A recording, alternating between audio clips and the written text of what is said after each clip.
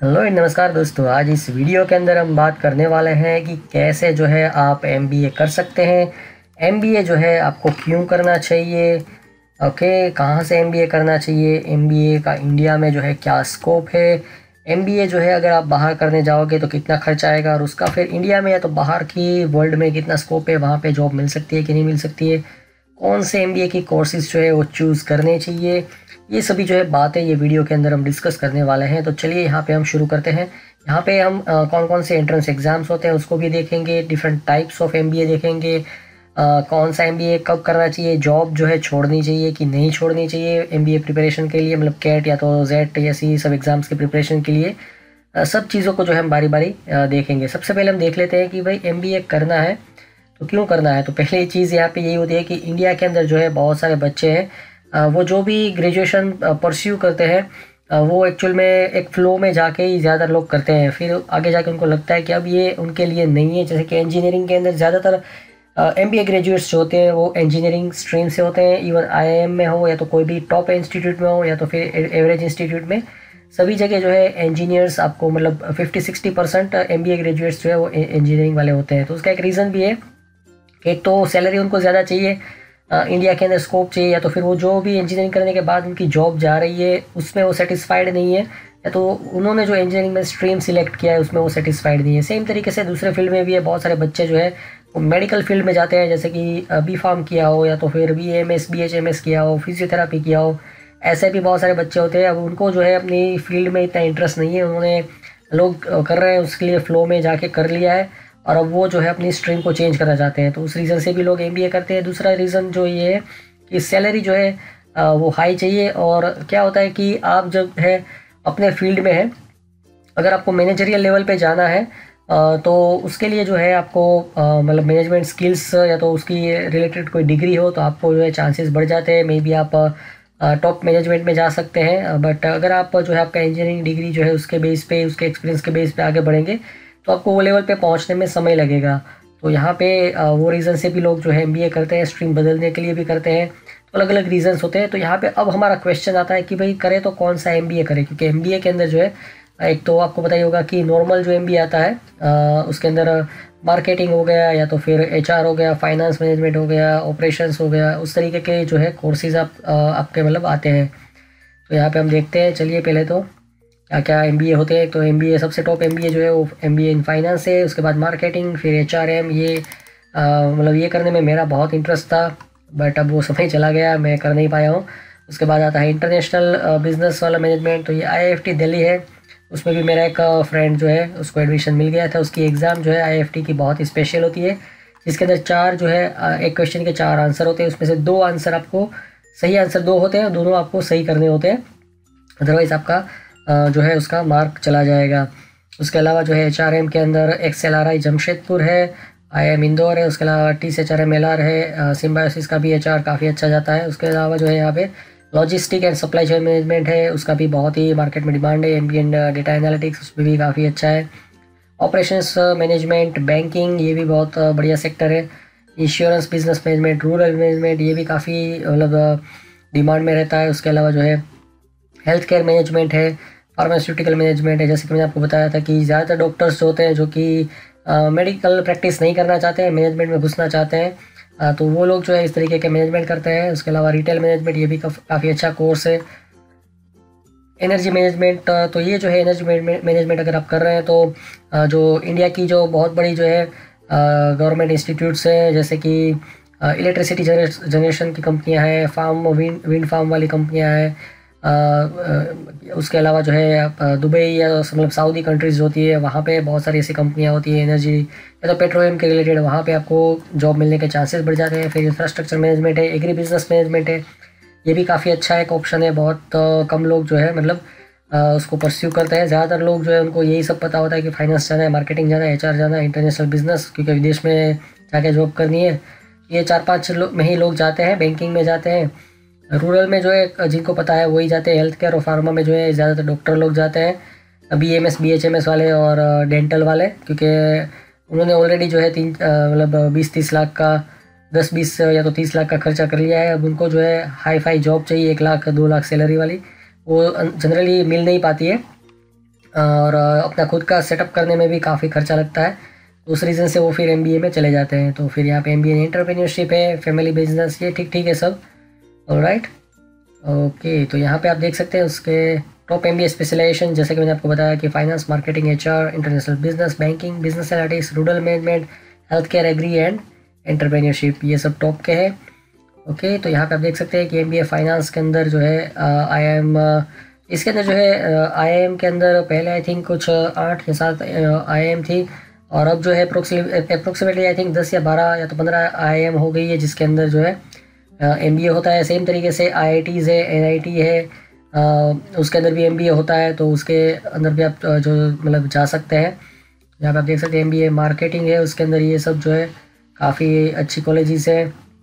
उसके बाद जो है एचआरएम, इसके अंदर जो है एक्सएलआरआई। तो यहाँ पे जब मैं पढ़ता था टीस के अंदर, तो हमारे प्रोफेसर थे वो मतलब 30 साल में भी 40 साल पहले एक्सएलआरआई में एमबीए उन्होंने किया था। और यहाँ पे आप देख सकते हैं ये सभी जो है काफ़ी मतलब पॉपुलर कॉलेजेस है एचआर में। इसके लिए मैंने 4-5 बार ट्राई किया था, बट बहुत ही कॉम्पिटिटिव है क्योंकि ये सबसे सस्ता एचआरएम करवाता है। तो वही रीज़न था इसका। I think may be 2-2.5 lakh में आपका एचआरएम हो जाता है, और प्लेसमेंट आपका होता है 10-12 लाख है, तो 20 लाख तक का प्लेसमेंट होता है।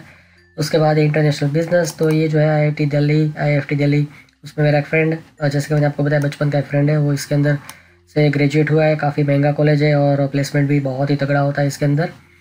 और सिम्बायोसिस का भी काफ़ी पॉपुलर है, और ये भी काफ़ी महंगा कॉलेज है, और ये भी एक अच्छा कॉलेज है। उसके बाद है बैंकिंग एंड फाइनेंस, तो इसके अंदर ये सभी कॉलेजेस है। उसके बाद जो आता है एमबीए बिजनेस एनालिटिक्स, ठीक है ना।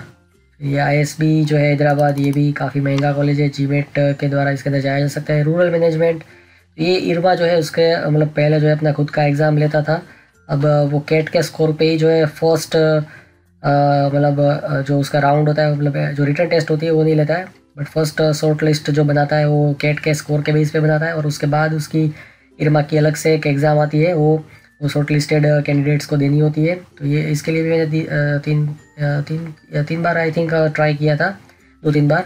इरमा के लिए काफ़ी डिफ़िकल्ट एग्ज़ाम रहता है, जनरल नॉलेज इसमें बहुत पूछते थे।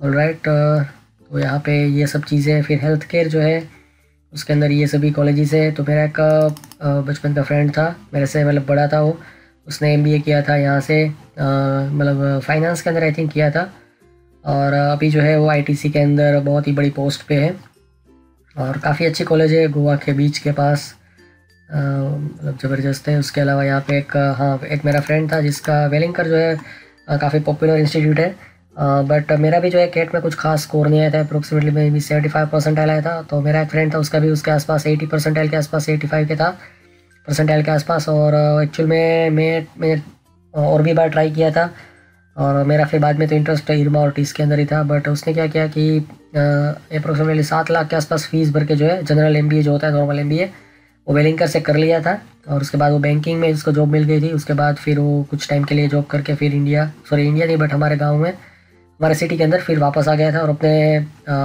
रिलेटिव के साथ मतलब बिज़नेस पार्टनर वो बन गया था। उसके बाद जो है एग्री बिज़नेस मैनेजमेंट, ये भी काफ़ी अच्छा स्कोप है इसके अंदर। तो यहाँ पे मैं तुलजापुर में ही स्टडी करता था।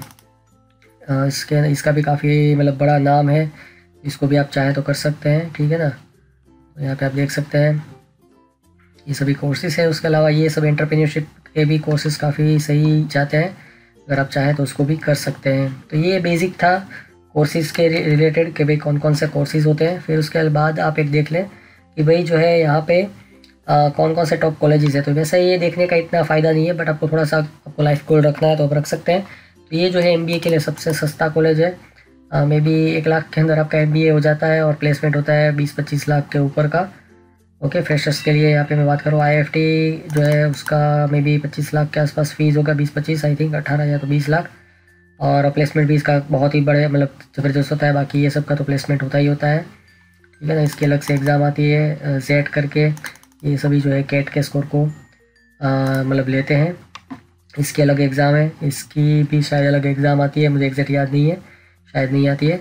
तो आईएम जो होती है उसकी एक कॉमन एग्ज़ाम है कैट, और ज़्यादातर कॉलेजेस जो है उसका ही जो है स्कोर उसको वैलिड गिनते हैं। बट यहाँ पे मैनेजमेंट एमबीए करना है तो उसके लिए आपको जो है एक चीज़ का ध्यान रखना है कि आप मतलब ज़्यादातर जो ये कॉलेजेस है ना उसके आपको इंडिविजुअल फॉर्म्स भरने होते हैं IIM के अलावा की जो कॉलेजेस हैं, और हर एक की फ़ीस जो है 1500-2000 के आसपास होती है एक एक की। तो अगर आप ये जो इतनी कॉलेजेस हैं इसमें अगर आप खाली अप्लाई करना चाहेंगे ना तो आपका मतलब बहुत बड़ा बजट हो जाएगा। तो आपको फिर इसमें क्या करना होता है कि आपका कितना स्कोर आता है जब आप MBA की मतलब कैट के एग्ज़ाम की प्रिपरेशन कर रहे हैं, तो आपको मतलब एक एक का आपका जो है कंसेप्ट क्लियर हो जाता है। उसके बाद आप उसको जो है उसके मॉक टेस्ट देना शुरू कर देंगे, और आपका जो उसमें स्कोर आता है उसके हिसाब से जो है आप जो भी इसमें से इंस्टीट्यूट है जो उस टाइप के परसेंटाइल तो आप नहीं निकाल सकते, बट फिर भी जो आपका स्कोर आता है उसके हिसाब से आप ये इंस्टीट्यूट्स जो है उसको सिलेक्ट करें और उसमें ही अप्लाई करें। और मे बी आपका बजट जितना है, जैसे कि 20,000 का आपका बजट है कि मैं 20,000 में जितनी कॉलेजेस के मैं अप्लाई कर सकता हूँ मैं उसमें करूँगा। तो आपका स्कोर है उसके हिसाब से ही आप करें, अदरवाइज़ जो है आप ना ही करें, मैं तो ऐसा रिकमेंड करूँगा। और आपका अपनी जो है स्कोर मतलब टेस्ट स्कोर जो है उसको इम्प्रूव करने में आप अपना फोकस रखें। तो यहाँ पे आप देख सकते हैं ये सभी कॉलेजेस हैं, और इसके अंदर से जो आप थोड़ा सा गोल बना सकते हैं कि कहाँ पे जाना है आपको। फिर यहाँ पे जो है MBA स्पेशलाइजेशन जो होते हैं ना, जैसे कि मैंने आपको FMS का बताया, ये अलग अलग कॉलेजेस के अलग अलग सॉरी इसके अंदर जो MBA है उसके अंदर भी अलग अलग टाइप्स ऑफ MBA होता है। तो MBA फुल टाइम होता है 2 साल वाला, फिर एग्जीक्यूटिव MBA, इवनिंग प्रोग्राम, ये सब होता है। फिर मैनेजमेंट डेवलपमेंट है, फिर PhD होता है MBA के अंदर, ठीक है ना। तो ये सब चीज़ें यहाँ पे होती है। तो यहाँ पे आप देख सकते हैं ये सबसे सस्ता वाला है। और प्लेसमेंट की अगर बात करें तो बहुत ही तगड़ा प्लेसमेंट होता है। फिर एक्सेलर है, तो जैसे कि यहाँ पे आप देख सकते हैं तो ये लोग जो है MBA कॉलेजेस वाले जो होते हैं ज़्यादातर post graduate diploma in management उस तरीके की डिग्री देते हैं। यहाँ पे आप देख सकते हैं जनरल MBA है, और ये फेलोशिप मतलब PhD वाला MBA है। फिर HRM का एक अलग से पूरा MBA होता है। तो इस तरीके से ये डिवाइड किया होता है। ज़्यादातर कॉलेजेस के अंदर जो है फुल टाइम MBA 2 साल वाला, एग्जीक्यूटिव MBA, और बहुत सारे कॉलेजेस जो डिस्टेंस लर्निंग MBA भी प्रोवाइड करते हैं। तो जैसे कि XI MBA भुवनेश्वर, इसके अंदर आप देख सकते हैं PhD full time, PhD part time, और फिर यहाँ पे MBA बिजनेस मैनेजमेंट, फिर EMBA मतलब ऑनलाइन वाला MBA जनरली वो सब होता है। फिर यहाँ पे क्या होता है कि जैसे कि कुछ कॉलेजेस हैं वो स्पेशलाइज्ड MBA के लिए ही उसमें डायरेक्टली होता है, जैसे कि ये वाला जो कोर्स है कि भाई आपको HRM के लिए ही अप्लाई करना है, तो पहले से ही आप इसमें चले जाएं। अदरवाइज़ अगर आप जनरल MBA करते हैं तो उसका लास्ट सेमेस्टर होता है या तो ट्राइमेस्टर होता है, लास्ट 2 ट्राइमेस्टर, उसमें आपको डिसाइड करना है कि आपको कौन सा स्पेशलाइजेशन लेना है। HR में जाना है, मार्केटिंग में जाना है, फाइनेंस में जाना है, ऑपरेशंस में जाना है, वो आपको वहाँ से सिलेक्ट कर लेना होता है। तो यहाँ पे जैसे कि इसमें नहीं, मैं बाद में बताऊँगा लास्ट में, ठीक है ना। फिर ये जो है IIFT, तो इसका ये भी स्पेशलाइज्ड ही है, ओके। इसके अंदर भी जो है MBA इंटरनेशनल बिजनेस 2 साल वाला एग्जीक्यूटिव, फिर MA इकोनॉमिक्स होता है। फिर बहुत सारे कॉलेजेस के अंदर सर्टिफिकेट प्रोग्राम्स भी होते हैं, PhD प्रोग्राम्स होते हैं, कॉर्पोरेट ट्रेनिंग होती है। वो तो इतना काम का नहीं है। या तो आपके पास अगर 5-6 साल या 10 साल का एक्सपीरियंस है तो आप जो है मतलब एग्जीक्यूटिव MBA भी कर सकते हैं। यहाँ पे आप देख सकते हैं PhD प्रोग्राम्स होते हैं, 2 साल वाला MBA। फिर यहाँ पे आपको जो है एग्री बिजनेस के अंदर भी MBA होता है, IIM का ये एग्री बिजनेस मैनेजमेंट बहुत ही पॉपुलर है, ओके। उसके बाद एग्जीक्यूटिव MBA होता है, एग्जीक्यूटिव MBA 1 साल का मतलब 1 ईयर का होता है। फिर ये जो है PhD वाले अलग अलग है। फिर ये E मोड में MBA होते हैं, उसका हम डिटेलिंग जो है बाद में देखेंगे। फिर ये जो है SPJIMR मतलब SP जैन इसको बोलते हैं, काफ़ी पॉपुलर कॉलेज है। तो इसमें क्या हुआ था कि भाई मेरे साथ एक स्टूडेंट थी जो कि उसका भी मेरे जितना ही मतलब ठीक ठाक स्कोर ही आया था। उसने क्या किया, तो उसके पास कुछ 10 साल का एक्सपीरियंस था, तो उसने SP जैन के अंदर जो है एग्जीक्यूटिव MBA होता है 1 साल का, और उसमें आई थिंक 6 महीने दुबई में कोर्स करना होता है, 6 महीने जो है सिंगापुर में करना होता है। और उसने फिर वो वाला किया था, उसका कुछ 10 लाख के आसपास उसका फ़ीस था। तो उसके थ्रू उसका फिर काफ़ी अच्छा जॉब मिल गया था सऊदी कंट्रीज़ के अंदर। ये भी एक ऑप्शन है, अगर आप चाहें तो कर सकते हैं। यहाँ पे आप देख सकते हैं, और ये बहुत ही टॉप का कॉलेज है। तो जनरल MBA में एडमिशन मिलना मतलब डिफ़िकल्ट होता है। उस टाइम पे जो है ये वाला एग्जीक्यूटिव MBA स्टार्ट ही हुआ था, तो इसका जो है इजीली कंपैरेटिवली जो है एडमिशन हो गया था। फिर उसके बाद जो है वो साल से ज़्यादातर कॉलेजेस के अंदर जो है इस तरीके का एग्जीक्यूटिव MBA जो है स्टार्ट हो गया था, कि जिसके अंदर 6 साल इंडिया में पढ़ना होता है और 6 साल बाहर पढ़ना होता है, या तो फिर 6 महीने इंडिया में, 6 महीने बाहर, या तो फिर 6 महीने सिंगापुर, 6 महीने दुबई, या तो 6 महीने मलेशिया, 6 महीने सिंगापुर। उस तरीके का पूरा ये लोगों ने ग्लोबल मैनेजमेंट प्रोग्राम जो होता है वो यहाँ पे इस्टेब्लिश किया था। काफ़ी महंगा आता है ये। यहाँ पे आप देख सकते हैं इसके अंदर भी जो है full time MBA, executive entrepreneurship, global programmes, ये सभी इसके अंदर भी जो है होता है। सेम तरीके से गोवा इंस्टीट्यूट ऑफ मैनेजमेंट है, तो यहाँ पे आप देख सकते हैं इसके अंदर भी जो है डिफरेंट काइंड ऑफ MBAs है, finance, accounting, HRM, general management, IT, marketing, HRM, और उसके बाद जो है एग्जीक्यूटिव प्रोग्राम्स होते हैं, फेलोशिप प्रोग्राम मतलब कि PhD वाले प्रोग्राम, पार्ट टाइम MBA अगर करना है तो वो भी यहाँ पे होता है। तो यहाँ पे आप देख सकते हैं। तो आपको एक और चीज़ देखनी है, जैसे कि मैंने आपको पहले भी बताया था कि प्लेसमेंट होता है ना, उसमें आप देख लीजिए कि MBA में पढ़ाई करने वाले ज़्यादातर जो है इंजीनियर होते हैं 64%, और यहाँ पे आप देख सकते हैं कॉमर्स ग्रेजुएट 19% ही है। और इस तरीके से ज़्यादातर IIM में देखेंगे उसमें भी आपको इंजीनियरिंग वाले ही मिलेंगे। फिर कौन से कोर्सेज़ जो है ज़्यादा करते हैं, तो ये जो है IT सेक्टर वाले कोर्सेज़ इसके अंदर ज़्यादा करते हैं। सेल्स मार्केटिंग जो है उसमें कम होता है। यहाँ पे आप देख सकते हैं मैन्युफैक्चरिंग के अंदर भी बहुत लोग करते हैं MBA। प्लेसमेंट आप यहाँ पे देख लीजिए, तो ये जो है गोवा इंस्टीट्यूट ऑफ मैनेजमेंट का प्लेसमेंट है। तो हाईएस्ट सैलरी जो है CTC जो है 25 लाख है, और बाकी जो है लोएस्ट जो है 15 लाख के आसपास है, क्योंकि काफ़ी अच्छी बात है। और कौन से सेक्टर में ज़्यादा मिला है, तो BFSI उसमें सबसे ज़्यादा है। और यहाँ पे आप देख सकते हैं इस तरीके से, तो ये सब भी आप देख सकते हैं। उसके बेस पे भी थोड़ा बहुत अगर आप चाहें तो अपना स्पेशलाइजेशन सिलेक्ट कर सकते हैं। बट जैसे कि आपका अगर सॉफ्टवेयर इंडस्ट्री में एक्सपीरियंस है तो आप IT के अंदर भी MBA कर सकते हैं, मेरे हिसाब से बैंकिंग के अंदर भी कर सकते हैं। बट आपको जो है अगर आपको IT का एक्सपीरियंस है और अगर आपको अलग फील्ड में जाना है तो आपको बहुत ही एक्स्ट्रा एफर्ट डालने पड़ेंगे सीखने के लिए। यहाँ पे आप देख सकते हैं कि कौन कौन से जो है रिक्रूटर्स होते हैं, जैसे कि मार्केटिंग के अंदर जो है इस तरीके की कंपनी आपको रिक्रूट करती है, तो इसका यहाँ पे आप देख सकते हैं CTC कितना है। फिर यहाँ पे फाइनेंस के अंदर ये सब कंपनियाँ रिक्रूटमेंट करती है, HR के अंदर ये सब करती है, IT के अंदर ये वाली कंपनियाँ जो है रिक्रूटमेंट करती है। यहाँ पे आप देख सकते हैं इस तरीके से भी जो है आप सब चीज़ें देख सकते हैं कि भाई कौन रिक्रूटर्स जो है यहाँ पे होते हैं। ओके, तो ये कॉलेजेस की वेबसाइट में जाके आप ये सब चीज़ें जो है देख सकते हैं। फिर बहुत ही जो है महंगा कॉलेज जो है इंडिया का वो है ISB, और ये एग्जीक्यूटिव प्रोग्राम ही आई थिंक जनरली करवाता है 1 साल वाला, और GMAT के स्कोर के बेस पे जो है इसका अंदर एडमिशन होता है। और ये भी इसका भी मतलब प्लेसमेंट ज़बरदस्त होता है। तो इसको भी आप मतलब अगर आपको लगता है कि GMAT में आप अच्छा स्कोर कर सकते हैं तो इसको भी आप कंसीडर कर सकते हैं। तो यहाँ पे आप देख सकते हैं कि भाई ISB और IBS में आप कंफ्यूज ना होए। ISB जो है मतलब बहुत टॉप की कॉलेज है, IBS ठीक ठाक है। तो यहाँ पे दोस्तों मेरा एक और फ्रेंड था जिसने जो है इंजीनियरिंग किया था, और उसके बाद में एक्चुअल में उसको क्या था कि MBA करके फ़ॉरेन में ही जाना था।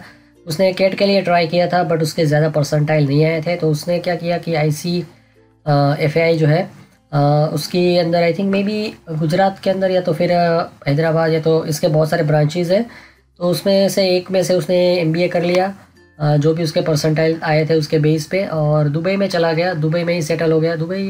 कतार में चला गया, कतार में ही वो सेटल हो गया। यहाँ पे आप देख सकते हैं। और काफ़ी अच्छा जो है उसका भी जो है लाइफ जा रहा है। तो ये भी एक ऑप्शन है कि आप जो है अगर MBA करना चाहते हैं तो मतलब ज़्यादा साल के लिए उसकी मतलब कैट को क्रैक करने की कोशिश ना करें, 1 या तो 2 बार ट्राई करें, और जो भी आपको स्कोर आपका आता है उसके हिसाब से आप जो भी कॉलेज चाहे उसको पसंद कर लें।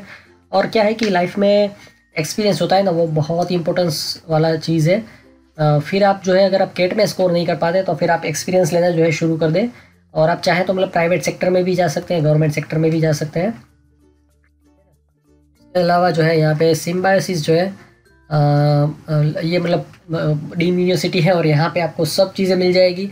ये खाली आपको ऑब्जर्वेशन करने के लिए है। इसके अंदर अगर आपको अप्लाई करना है तो बहुत ही काफ़ी मतलब एक स्कूल के लिए जो है आपको अलग अलग एप्लीकेशन करना पड़ेगा। बट ये मैं आपको खाली दिखाने के लिए बता रहा हूँ कि कौन कौन से MBA होते हैं और क्या क्या पॉसिबिलिटी है। तो यहाँ पे आप देख सकते हैं जनरल MBA जो है SIBM, HRM है, फिर यहाँ पे जो इंटरनेशनल बिजनेस है। तो यहाँ पे इसके सभी के जो है अलग अलग इंस्टीट्यूट है एक ही डीम्ड यूनिवर्सिटी के अंदर। तो अगर आपको ये सभी के अंदर अप्लाई करना है तो सभी के आपको एप्लीकेशन फॉर्म अलग से भरने पड़ेंगे।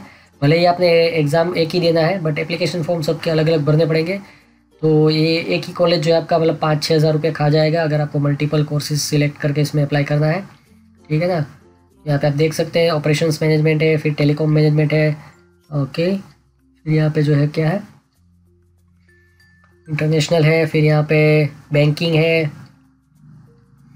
कॉर्पोरेट एजुकेशन है, उसके अलावा हेल्थ केयर के अंदर मैनेजमेंट होता है, यहाँ पे हेल्थ केयर मैनेजमेंट, बहुत सारे इंटरेस्टिंग कोर्सेज़ हैं। मास कॉम होता है, ये भी काफ़ी पॉपुलर है, इसको भी आप सिलेक्ट कर सकते हैं। फिर जो है जैसे कि FMS हमने देखा था सबसे सस्ता और सबसे बड़ा प्लेसमेंट वाली इंस्टीट्यूट है, तो सेम तरीके से जो है ये भी है Tata institute of social science. इसके अंदर से HRM का कोर्स आप करेंगे। तो यहाँ पे जो है मुंबई कैंपस, इसके 4 कैंपस है, मुंबई, हैदराबाद, गुवाहाटी एंड तुलजापुर, ये वाला। ओके, इसके अंदर से जो है आप ये वाला एक कोर्स कर सकते हैं, ये भी काफ़ी पॉपुलर है। तो ये मैनेजमेंट का नहीं है, मीडिया एंड कल्चरल स्टडी का है, टाइप का मास कॉम भी इसको बोल सकते हैं। और उसके अलावा जो है आप HRM कर सकते हैं, ये भी बहुत ही पॉपुलर कोर्स है और टॉप रैंकिंग कोर्स है और बहुत ही सस्ते में होता है। चलिए मैं आपको इसको खोल के दिखा देता हूँ कितना सस्ता है, जिससे कि आपको पता चलेगा। और ये बहुत ही सुपर स्पेशलाइज्ड कोर्स है, तो आपको अगर पहले से ही दिमाग में ऐसा है कि भाई HR में ही जाना है तो आप इसको ट्राई कर सकते हैं। आपको सब चीज़ें जो है जनरल मैनेजमेंट और HR के बारे में सीखने को मिलेगा। फिर ये भी जो है सोशल एंटरप्रेन्योरशिप और ग्लोबलाइजेशन लेबर, ये भी काफ़ी अच्छे कोर्सेज़ हैं। तो इसके जो है ये और ये वाले कोर्स जो है सबसे बढ़िया कोर्स है, इसको आप ज़रूर से ट्राई करें। तो HRM की यहाँ पे हम बात कर रहे थे, अब देख सकते हैं कि इसके अंदर क्या क्या पढ़ाई होती है। तो सभी जनरल मैनेजमेंट HR के रिलेटेड सभी चीज़ें आती है। और इसके अंदर जो है आपको इंटर्नशिप भी बहुत ही बढ़िया मिलता है। तो इसकी जो है टोटल फ़ीस आप यहाँ पे देख सकते हैं, 4 सेमेस्टर है, 2 साल है, तो 31 जो है ईच सेमेस्टर की फ़ीस है। मतलब 4 × 3 मतलब 1.5 लाख के आसपास जो है, 1.5-2 लाख के आसपास आपकी फ़ीस पड़ती है, जो कि बहुत ही सस्ता है। और इसका अगर आप प्लेसमेंट देखने जाओगे तो मतलब बहुत ही ज़बरदस्त प्लेसमेंट होता है इसका, इसको आप ज़रूर से कंसिडर करें। बट बहुत ही कॉम्पिटिटिव है। मैं जब इसमें पहली बार ट्राई किया था तब इसमें कंपटीशन कम थी, बट अब तो ज़्यादा से ज़्यादा लोगों को पता चल गया है कि ये बहुत ही सस्ता है और सब लोग इसमें ट्राई तो करते ही हैं। जो लोग भी कैट में जाते हैं इसको ट्राई करते ही है। जिसका जो है मास कॉम में इंटरेस्ट है, मीडिया के रिलेटेड जॉब करना है उसको, एडवर्टाइजमेंट फील्ड में, तो वो लोग जो है यहाँ पे माइका करके है, अहमदाबाद के अंदर है, मुद्रा इंस्टीट्यूट ऑफ कम्युनिकेशन करके कुछ है। इसके अंदर जो है बहुत सारे अलग अलग कोर्सेज होते हैं। एक तो PG DMC वाला जो कोर्स है, diploma in communication, management and communication, फिर ये PhD वाला प्रोग्राम है, फिर ये सब कोर्सेज है। तो ये जो है सबसे मतलब पॉपुलर है 2 साल वाला, तो इसको आप कंसिडर कर सकते हैं, ठीक है ना। ओके, यहाँ पे इसकी फ़ीस आई थिंक मुझे लगता है 10 लाख तो होगी, बट इसमें भी ये भी बहुत ही कॉम्पिटिटिव है। तो अगर आप चाहें तो यहाँ से कर सकते हैं, या तो फिर मास कॉम के रिलेटेड और भी कोई डिप्लोमा करवाता है, मतलब MBA करवाता है, तो वहाँ से भी कर सकते हैं। तो यहाँ पे 10 लाख नहीं है, 20 लाख है इसकी फ़ीस, जो कि बहुत ही ज़्यादा होती है। But placement I think may be उसके हिसाब से अच्छा ही होता होगा। देख लेते हैं प्लेसमेंट कितना होता है इसका। इसके अंदर जो है आपको सभी ऐसी ही चीज़ें पढ़नी होती है, मतलब प्लेसमेंट स्टैटिस्टिक्स पहले देख लेते हैं, फिर रिक्रूटर्स देखते हैं। यहाँ पे आप देख सकते हैं 215 की साइज़ है इसकी, और 213 का जो इसमें प्लेसमेंट हो गया है। और एवरेज स्टाइफंड, अच्छा ये स्टाइफंड है इसका। फाइनल प्लेसमेंट जो है इसका एवरेज 14 लाख हुआ था, हाईएस्ट जो है 58 लाख जो है हुआ था, क्योंकि काफ़ी बढ़िया बात है। इस तरीके से जो है आप इसका प्लेसमेंट भी देख सकते हैं अलग अलग फील्ड के अंदर। ओके, उसके बाद जो है इसके रिक्रूटर्स कौन से हैं वो भी देख लेते हैं। ये खाली नॉलेज के लिए कौन कौन से रिक्रूटर, जो मल्टीनेशनल कंपनियां होती है जिसका स्पेसिफिक बजट होता है मार्केटिंग के लिए, एडवर्टाइजमेंट के लिए, वही सब कंपनियां यहाँ पे आप देख सकते हैं। सब टॉप की कंपनियां जो है इस तरीके के स्टूडेंट्स को जो है लेती है। ओके, तो ये वाला जो है प्रोग्राम समरी देख लेते हैं। इसके अंदर से भी जो है सर्टिफिकेशन प्रोग्राम्स होते हैं। फिर इसके अंदर क्या क्या पढ़ाई होती है, तो ये सब चीज़ें आप अंदर जाके थोड़ा सा देखेंगे ना, तो आपको पता चलेगा कि भाई आपका इंटरेस्ट किस चीज़ में है। यहाँ पे आप देख सकते हैं यहाँ पे क्या क्या चीज़ें जो है पढ़ाई जाती है इसके अंदर।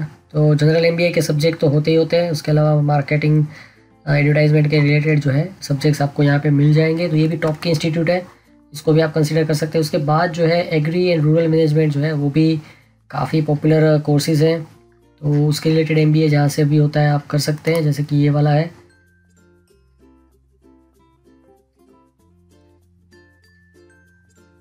ओके,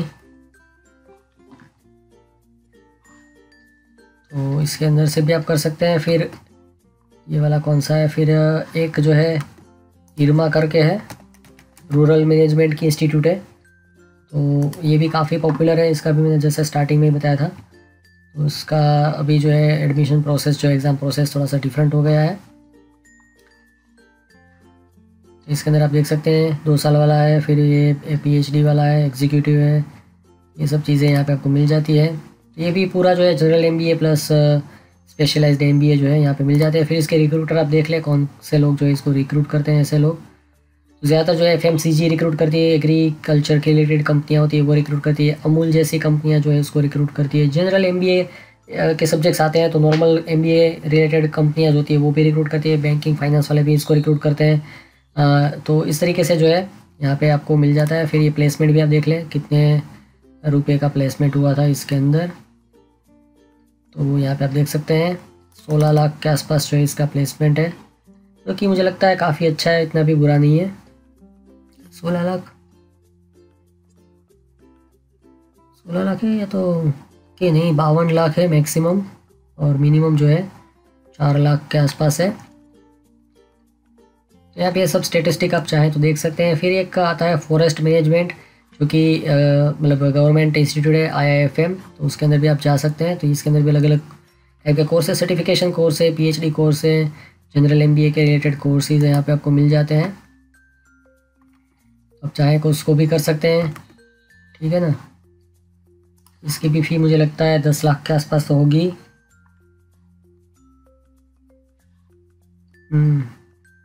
10 लाख के आसपास तो है ही इसकी फ़ीस भी।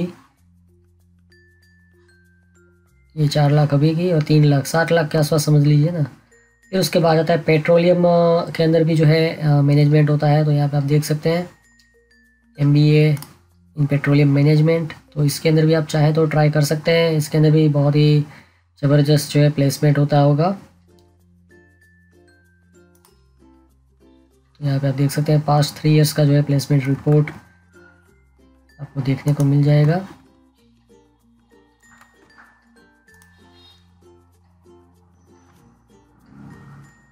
इसके अंदर भी जो है एग्जीक्यूटिव MBA होता है।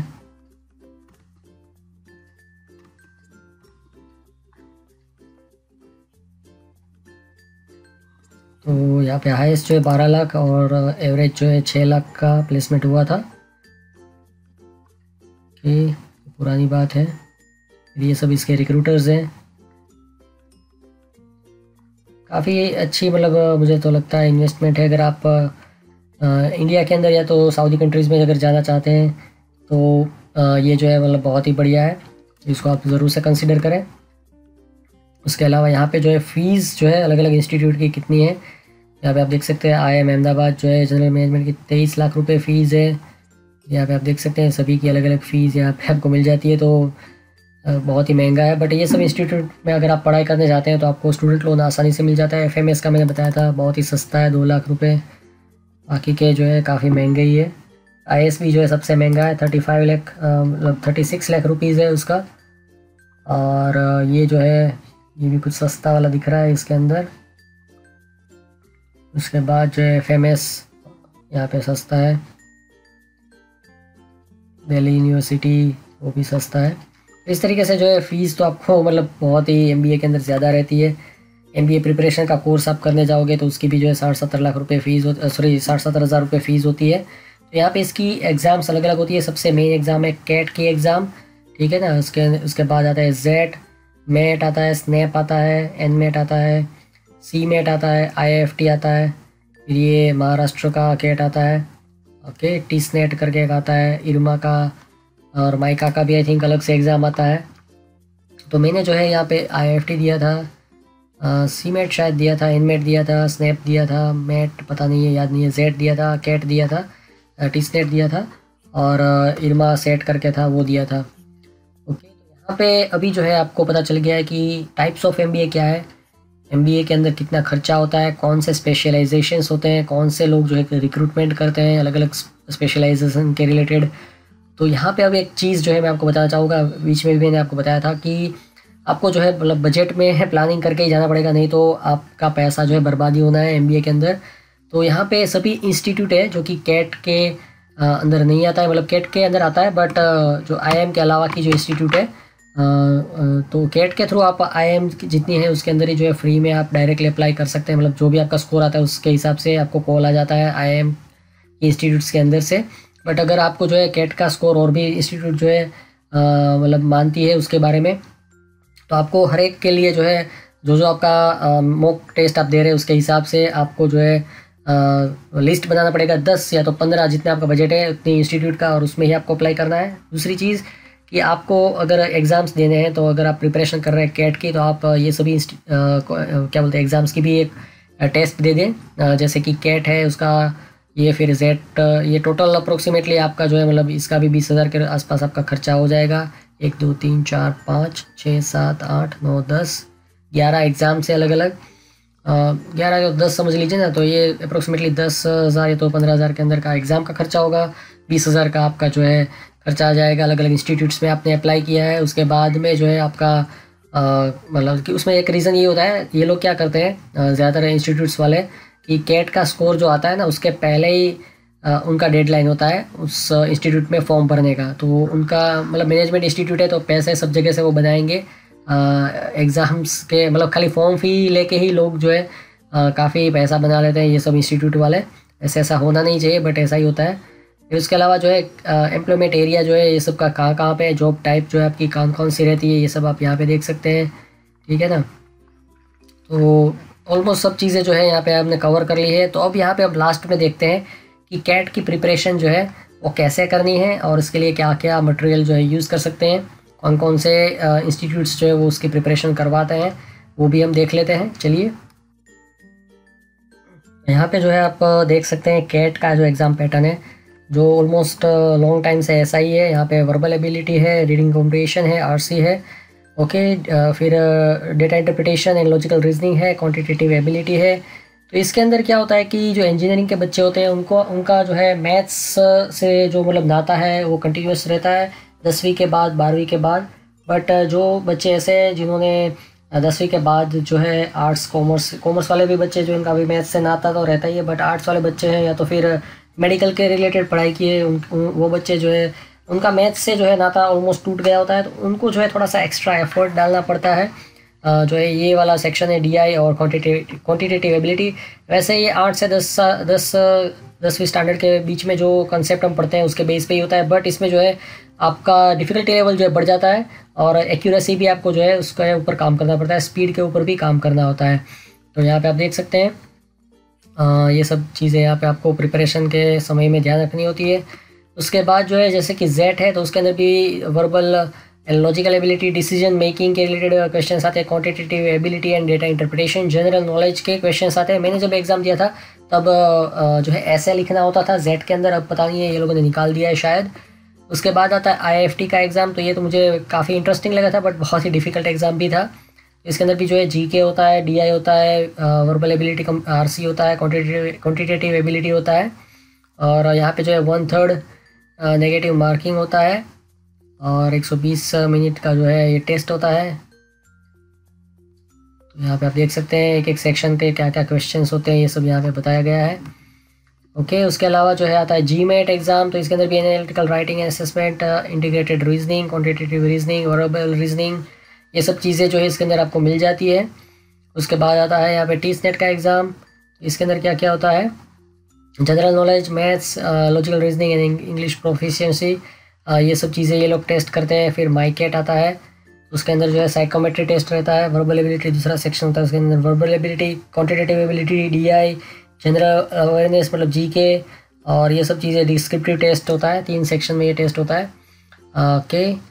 इसको आप देख सकते हैं। तो यहाँ पे मुझे लगता है कि अगर आप चाहें तो ये सब इंस्टीट्यूट्स जो है वहाँ पे जाके आप कोर्सेज जो है वीकेंड पे, अगर आप जॉब कर रहे हैं तो वीकेंड के, अगर आप मतलब कॉलेज कर रहे हैं तो आप फुल टाइम जाके भी प्रिपरेशन यहाँ पे कर सकते हैं। तो इसमें टॉप इंस्टीट्यूट्स जो है वो टाइम्स करके है, फिर ये हिटबुल आई करके है। उसके बाद यहाँ पे जो है आपको मिल जाता है कैरियर लॉन्चर। तो यहाँ पे एक्चुअल में क्या है कि मैंने जो है टाइम्स का मटेरियल भी जो है सॉल्व किया था। फिर यहाँ पे कैरियर लॉन्चर में भी मैंने प्रिपरेशन की थी, और IMS का भी मतलब मैंने प्रिपरेशन की थी यहाँ से। तो ये तीनों का मतलब मटेरियल जो है सबसे बढ़िया है, इसमें से आप किसी के अंदर भी जा सकते हैं। उसके अलावा PT जो है उसका भी मैंने मटेरियल जो है सॉल्व किया था, बट फिर भी मेरा जो है परसेंटाइल इतना अच्छा नहीं आया था। वो तो हर एक की एफिशिएंसी के ऊपर रहता है, बट आप अपनी तरफ से ट्राई कर सकते हैं। और यहाँ पे क्या होता है कि हर एक का अलग अलग सिटी के अंदर इनके अलग अलग जगह सेंटर होते हैं और उसके अंदर अलग अलग स्टाफ होते हैं।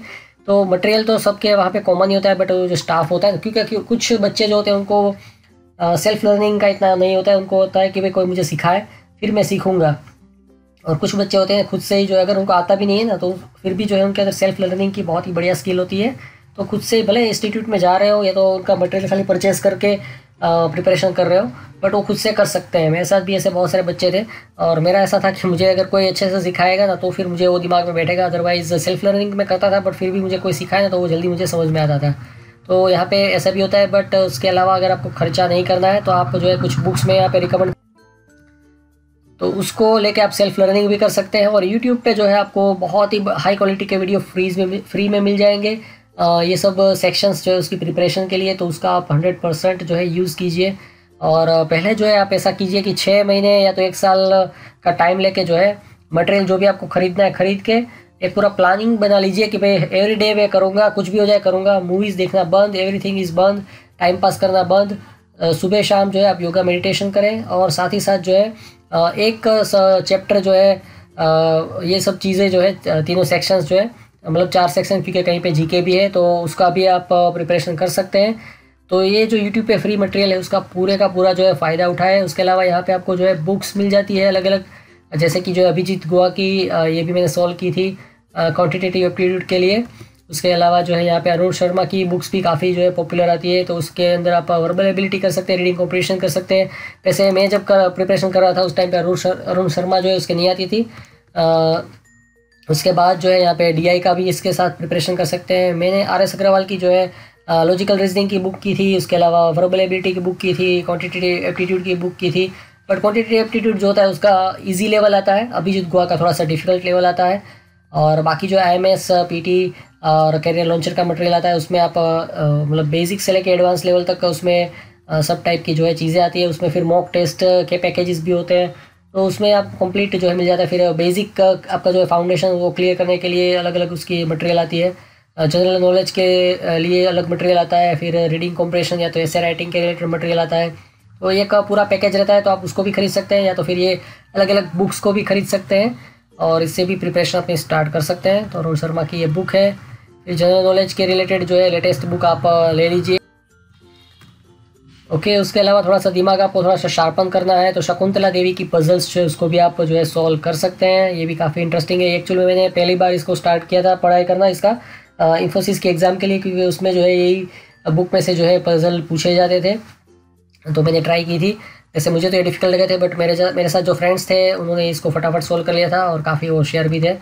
तो यहाँ पे ये सब चीज़ें होती रहती है, उसमें कोई डरने की बात नहीं। हर एक की जो है अलग अलग कैपेसिटी होती है, हर एक के अंदर स्पेशल टैलेंट होता है लाइफ के अंदर आगे बढ़ने का, दुनिया को देखने का नज़रिया अलग होता है। तो आप जो है निराश मत होइए, प्रिपरेशन स्टार्ट कर दीजिए। और यहाँ पे मैंने आपको बता दिया है कि स्पेशलाइजेशन कौन कौन से हैं, MBA क्यों करना चाहिए। दूसरी चीज़ यहाँ पे जो है MBA इंडिया के अंदर कर सकते हैं और इंडिया के अंदर जॉब कर सकते हैं। MBA जो है आप विदेशों में कर सकते हैं और विदेश में से डिग्री लेके आप इंडिया में जॉब कर सकते हैं, या तो फिर आप विदेश में जाके ही जॉब कर सकते हैं। तो MBA जो है आप USA, Canada, Australia, New Zealand, Singapore, Dubai, Malaysia से कर सकते हैं। MBA जो है आप बहुत सारे लोग पोलैंड से, फ्रांस से भी करते हैं। बहुत सारे लोग जो है जर्मनी से MBA करते हैं, जो कि काफ़ी एक सस्ता ऑप्शन है, उसको भी जो है आप ट्राई कर सकते हैं। उसके बारे में एक स्पेशल वीडियो बनाऊँगा। तो ग्लोबल MBA के अंदर आपको GMAT जो है उसको क्रैक करना होता है, GMAT या तो फिर TOEFL जो है उसको भी आपको क्रैक करके एडमिशन जो है बहुत सारी जगह मिल जाता है, तो उसको भी आप जो है ट्राई कर सकते हैं। और अगर आपका स्कोर जो आप 2 साल का ही टारगेट रखें, वैसे तो पहले 1 साल का रखें। 1 साल में जो आपका स्कोर आता है आपके मॉक टेस्ट, पहले जो आप कंसेप्ट क्लियर कर लें सभी और उसके बाद मॉक टेस्ट देना शुरू करें। और क्या है कि एक ही सेक्शन के ऊपर जो है आप अपना पूरा एफर्ट ना डाल दें, सभी सेक्शन के अंदर आप प्रिपरेशन के लिए भरें। या आपको डिफिकल्ट लग रहा हो, बोरिंग लग रहा हो, अगर आपको मतलब MBA करना ही है तो आपको इंग्लिश एबिलिटी वैसे भी इम्प्रूव करनी पड़ेगी और राइटिंग स्किल्स भी आपको इम्प्रूव करनी पड़ेगी, मैथमेटिकल स्किल्स भी जो है आपको इम्प्रूव करनी पड़ेगी। तो आपको सभी सेक्शन में एक्चुअल में इम्प्रूवमेंट करना ही करना है। GK भी आपको इम्प्रूव करना पड़ेगा, ठीक है ना। तो उसके लिए आप जो है डिफरेंट काइंड ऑफ न्यूज़पेपर्स जो है पढ़ सकते हैं। नॉलेज के मतलब इंग्लिश या तो आरसी जो है रीडिंग कॉम्प्रिहेंशन स्किल्स को इम्प्रूव करने के लिए, स्पीकिंग के लिए भी आप इम्प्रूवमेंट कर सकते हैं। तो एक एक सेक्शन के अंदर जो है आप 6 महीने का टाइम लेके सभी के अंदर जो है आप प्रिपरेशन कर लें। और बहुत सारे लोगों का ये भी क्वेश्चन है कि जॉब रखें कि छोड़ के फुल टाइम करें।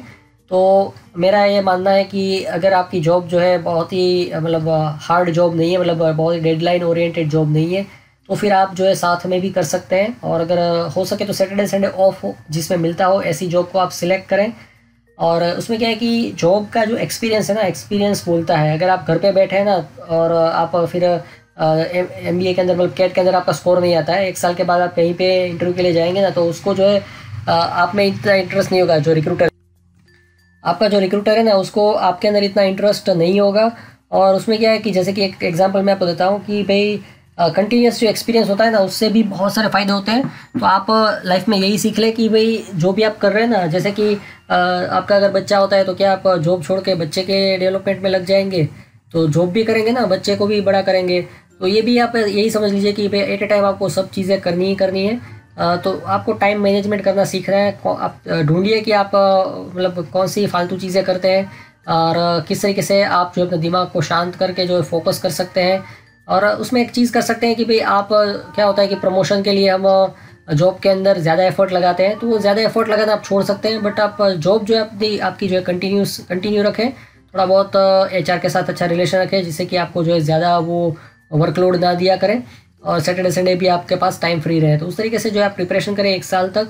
उसमें 3 महीने के अंदर जो है आप फाउंडेशन जो सभी बेसिक चीज़ें होती है सीखने की, जो भी आपकी वीक सेक्शन है उसको पहले बेसिक आप सीख लें सभी का। और फिर धीरे धीरे करके जो है मॉक टेस्ट देना जो है उसको शुरू कर दें। और आप देखें कि आपके कितने स्कोर आते हैं हर एक सेक्शन के अंदर, टोटल कितना स्कोर आता है, उसके हिसाब से आप परसेंटाइल निकाल सकते हैं। और फिर जो है आप एक लिस्ट बना लीजिए कि भाई मेरा ये रेंज में परसेंटाइल आता है, तो मैं कौन से कॉलेजेस में अप्लाई कर सकता हूँ। वो सब चीज़ें करके जो है आप आगे बढ़ सकते हैं। फिर इंडिया के अंदर भी आप मतलब MBA करने के बाद 2 साल आप फुल टाइम MBA करें। भले ही आपके पास 1 साल 2 साल 5 साल का एक्सपीरियंस है, एग्जीक्यूटिव MBA करना वो ज़रूरी मुझे नहीं लगता इतना ज़रूरी है। अगर हो सकता है तो फुल टाइम MBA ही करें, उसमें आपको बहुत ही फ़ायदा होगा। और उसके बाद जो है आप इंडिया के अंदर जॉब का एक्सपीरियंस ले सकते हैं। फॉरेन कंट्रीज़ में भी अगर पॉसिबल है तो जा सकते हैं। क्योंकि बाहर अगर आप डायरेक्ट MBA बाहर करने जाएंगे तो उसका खर्चा तो बहुत ज़्यादा आता है। MBA का 40 लाख के आसपास खर्चा हो जाता है। तो अगर आपके पास इतना पैसा है और आपको लगता है कि वहाँ पे आप 40 लाख खर्चा करने के बाद जो है आपको अच्छी जॉब मिल जाएगी, तो आप जा सकते हैं। अदरवाइज़ इंडिया से ही आप कुछ ऐसा करें कि भाई यहाँ से आपको जॉब भी ऐसी मिले कि आप विदेश में जाना शुरू कर सकते हैं। या तो फिर आप एक चीज़ और कर सकते हैं, जैसे कि मैंने आपको बताया कि भाई आपका एक्सपीरियंस अगर कंटिन्यूस है ना, तो आप 8 साल का अगर आपका कंटिन्यूस एक्सपीरियंस है ना, तो आप डायरेक्टली कनाडा, न्यूजीलैंड, ऑस्ट्रेलिया के PR के लिए जो है अप्लाई कर सकते हैं। तो ये भी आप सोच लीजिए कि भाई अगर आप ज़्यादा करियर के अंदर गैप लेते हुए अगर आप आगे बढ़ेंगे तो आपको क्या नुकसान हो सकता है। अगर आपको विदेश जाना है तो ऐसा ज़रूरी नहीं कि 40 लाख खर्चा करके आप जाएंगे। आपके पास अगर एक्सपीरियंस प्रॉपर है और डिग्रियां हैं, क्योंकि MBA अगर आपने किया है तो आपका ग्रेजुएशन है प्लस MBA है, तो आपके उसके भी पॉइंट मिलते हैं। फिर आपको आपकी IELTS है, उसमें आपको 7 बैंड लाने होते हैं, 7 या तो 7.5 बैंड। तो उसके बेस पे भी जो है आपको इजीली जो है PR मिल जाएगा न्यूजीलैंड, ऑस्ट्रेलिया, कनाडा का। और 8 साल का एक्सपीरियंस है। अगर आपने PhD किया है, वैसे PhD करने बैठेंगे तो बहुत टाइम लग जाएगा, उससे अच्छा है कि आप वहाँ पे ही जाएँ और वहाँ से PhD अगर करना चाहें तो कर सकते हैं। और इंडिया के अंदर गवर्नमेंट सेक्टर के अंदर भी जो है आप घुसना चाहें तो घुस सकते हैं। उसमें भी लाइफ मतलब सेटल आप कर सकते हैं, वो भी एक बढ़िया ऑप्शन है। तो आई थिंक ओवरऑल मैंने बहुत सारी इंटरेस्टिंग चीज़ें जो है आपको बता दी है। तो ये सब बुक्स है, उसकी एफिलिएट लिंक जो है बेस्ट बाय लिंक में डिस्क्रिप्शन में डाल दूंगा, वहाँ से आप उसको देख के जो है उसको खरीद सकते हैं और अपनी प्रिपरेशन स्टार्ट कर सकते हैं। दूसरी चीज़, आपकी जो भी क्वेरीज़ है कमेंट सेक्शन में ज़रूर पूछेगा। जो भी MBA के रिलेटेड क्वेरीज़ है, करियर के रिलेटेड क्वेरीज़ है, आप अपनी लाइफ में स्टक हो गए हैं, आपको मोटिवेशन चाहिए, तो आपने क्या स्टडी किया है, कहाँ से है आप, आपकी आयु क्या है, आपके पास कितना एक्सपीरियंस है, अभी आपको क्या दिक्कतें आ रही है, सब चीज़ें कमेंट सेक्शन में मुझे बता दीजिए। मैं अपनी तरफ से पूरी कोशिश करूँगा आपको बेस्ट गाइडेंस देने के लिए। तो आज के वीडियो में बस इतना ही, थोड़ा सा लंबा हो गया है, बट इसको ज़रूर देखिएगा, आपकी लाइफ बदल जाएगी। Thank you, goodbye, have a nice day, all the best.